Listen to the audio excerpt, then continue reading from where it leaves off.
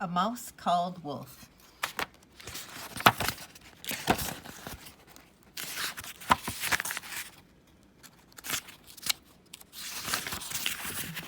Chapter 1. A Name. Wolfgang Amadeus Mouse was the youngest of 13 children. He was also the smallest. His mother had given the other 12 mouse pups ordinary names, quite ordinary names, like Bill or Jane.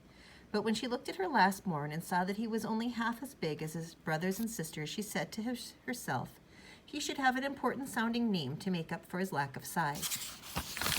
On second thought, he should have two important-sounding names, but what should they be? Now it so happened that this particular mouse lived in a house belonging to a lady who played the piano.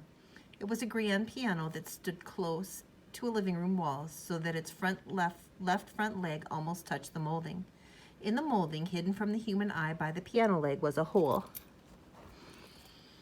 In this hole lived the mother mouse, whose name was Mary. One night, when the lady of the house had played a final tune on the piano and gone to bed, Mary came out of the hole in the molding. She ran up the left front leg and onto the keyboard, which, as usual, had been left open, and bounced along over the keys. But even though she was still heavy with young, she was much too light to make any noise.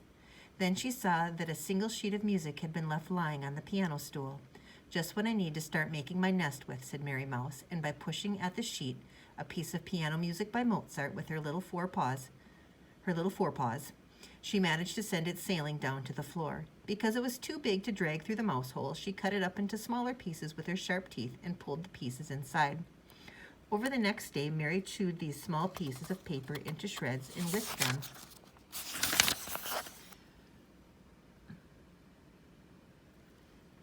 built the most comfortable nest.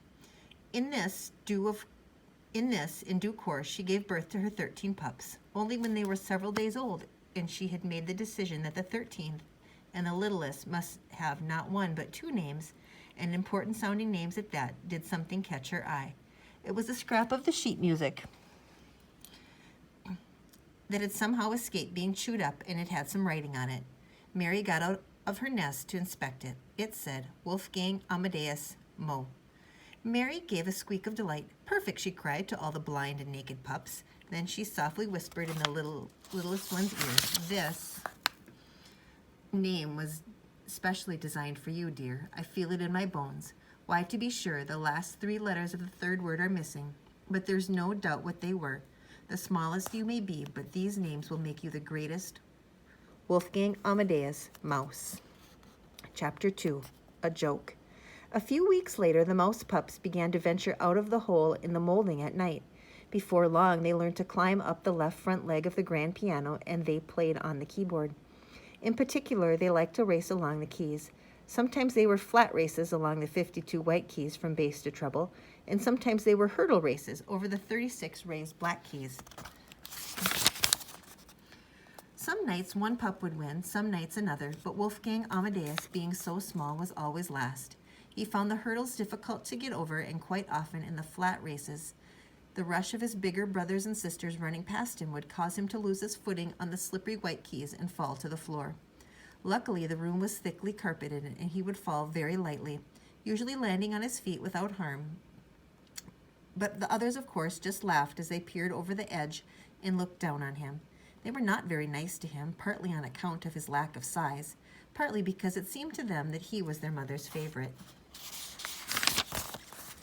but mostly on account of his long name. All the time they heard Mary Mouse's anxious voice crying, Wolfgang Amadeus, Wolfgang Amadeus, where are you? Are you all right? Did you hurt yourself falling off the piano, Wolfgang Amadeus? At first, Bill and Jane and Tom and Anne and all the rest teased their little brother out of their mother's earshot about his strange long name, and they even made up a rhyme that they squeaked at him all together, especially every time he fell off the piano. Who is small and meek and mild? Who is mommy's favorite child? Who's no bigger than a louse? Wolfgang Amadeus Mouse. All this made Wolfgang Amadeus unhappy, and one day he said to his mother, Mommy, why do I have to have such a long name when all the others have short ones? Because yours is an important-sounding one, Wolfgang Amadeus, replied Mary, and you are going to grow up to be an important mouse. You cannot have a short name. But in the end, he did, given to him by the other pups.